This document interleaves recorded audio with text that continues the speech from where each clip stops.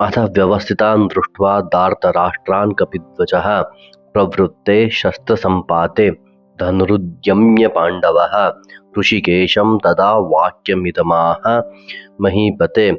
अर्जुन उवाच ಸೇನೆಯೋರುಭಯೋರ್मध्ये ರಥಂ ಸ್ಥಾಪಯ ಮೇ ಅಚ್ಯುತ.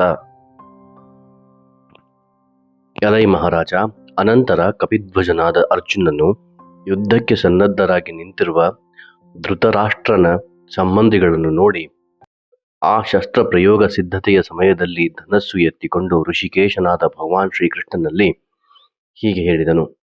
ಹೇ ಅಚ್ಯುತನೇ, ನನ್ನ ರಥವನ್ನು ಎರಡೂ ಸೈನ್ಯಗಳ ಮಧ್ಯದಲ್ಲಿ ನಿಲ್ಲಿಸು.